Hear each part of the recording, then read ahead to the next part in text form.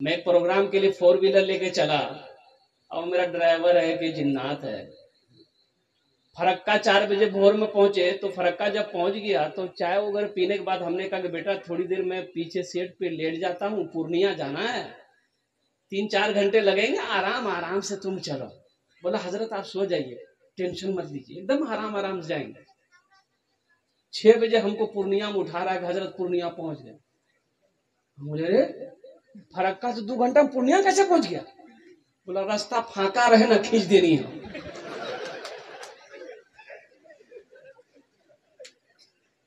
ये भी खतरा है। अब वो 130-140 पे गाड़ी चलाया।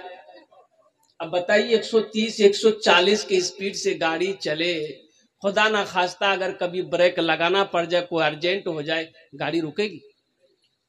अभी रात में मैं गाड़ी पकड़ा, हालांकि तभी मैं शताब्दी पकड़ता 10 बजे तक पहुंच पाता, शायद ताखिर हो जाती। छोटू बाबू से मशवरा हुआ, मैंने कहा कि नहीं एक दिन पहले ही चले जाता हूं मैं। तो रात में एसी बोगी में सफेद चादर मिलती है, बेडशीट। तो मैं सोचने लगा कि या अल्लाह, ये तो ट्रेन है, इस सफेद चादर देता क्या है? आखिर कोई वजह तो है भाई। चादर नीली चादर दे दे, पीली चादर दे दे, काली चादर दे दे, लाल चादर दे दे, इस सफेदे का है। तो जो अटेंडेंस है उसको मैंने बोला कि बाबू इधर आओ। आया वाला सर बोलिए।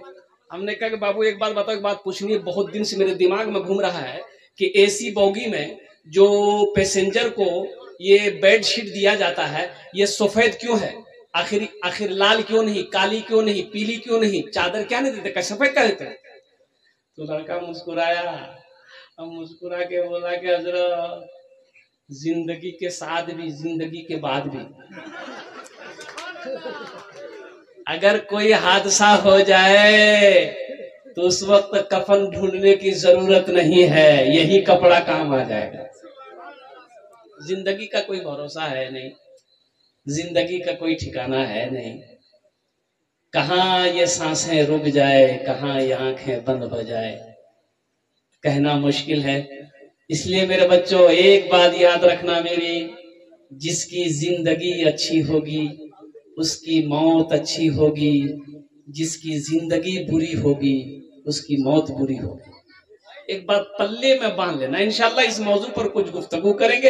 ये हमारे छोटू बाबू की मोहब्बत है, तबीयत इनकी अलील है। मैंने सुना कि तबीयत अलील चल रही है, तो इन्होंने कहा कि हजरत एक दुआया प्रोग्राम रखना चाह रहे हैं मेरी सेहत याबी के लिए, आप वक्त दीजिए। बड़ा मुश्किल से वक्त निकाला गया। खैर मैं रब्बे जुल जलाल की बारगाह में दुआ करता हूँ कि अल्लाह इनको शिफाए कामिला अता फरमा दे, शिफाए आजिला अता फरमा दे, शिफाए कुल्ली अता फरमा दे, शिफाए मुस्तमिर्रा अता फरमा दे, और साथ ही साथ अल्लाह तमाम बलाओं से इनकी हिफाजत अता फरमाए और अपने महबूब के सदक़े में इसकी उम्र को लंबी अता फरमाए।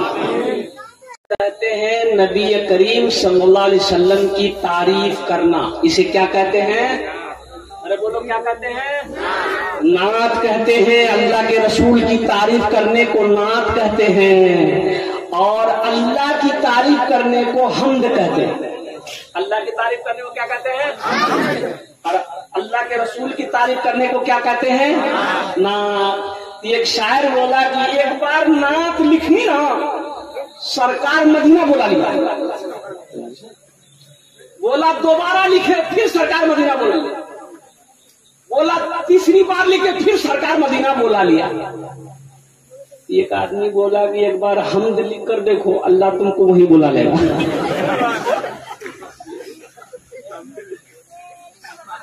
दर्द गम का होता है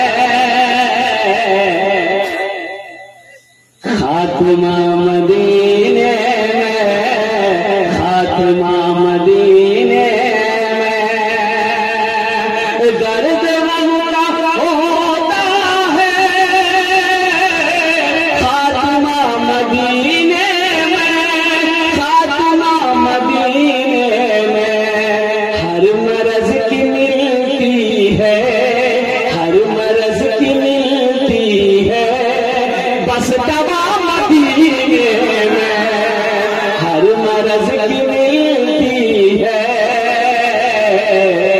बस दवा मदीने में, बस दवा मदीने में। हम तो छोटू बाबू से कहेंगे कि उम्र की नियत करके ये मदीना चला जाए, मक्का चला जाए, मदीना चला जाए।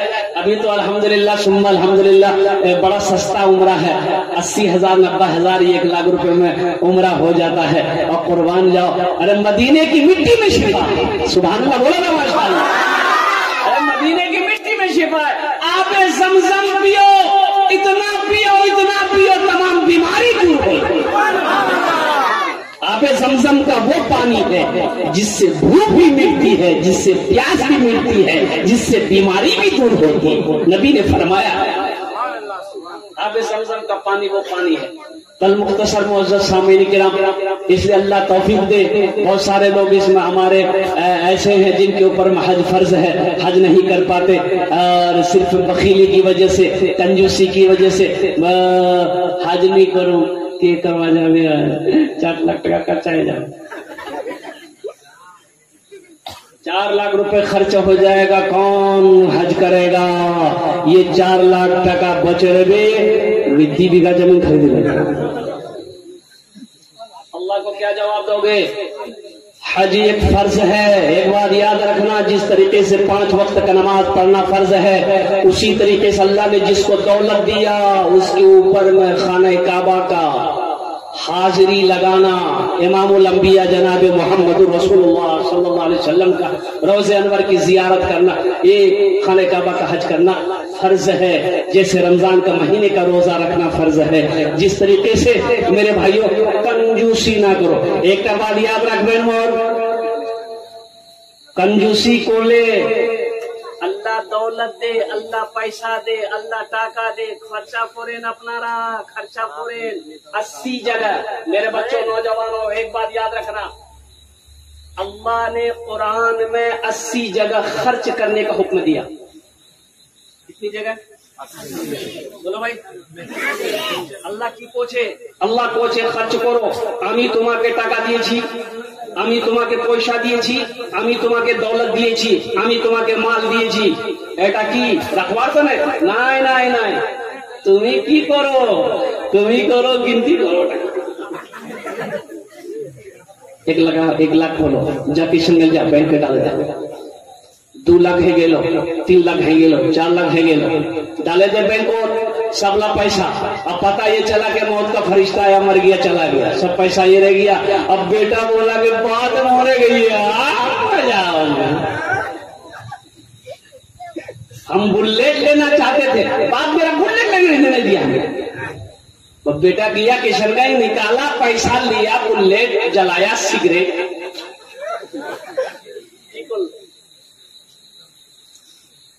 क्या किए तुम क्या किए? अब जो पैसा जमा किया था बैंक में उसका हिसाब तुमको देना होगा, तुम्हारा बेटा नहीं देगा। बेटा हिसाब क्या देगा? बात दिबे কোথায় থেকে তুমি জমা করলো না পয়সাটা, কোথায় থেকে 80-90 করলো, ওটা হিসাব দাও তুমি। আর না দিলে, না হিসাব দিলে কি হবে ওখানে বুঝতে পারছেন আপনারা।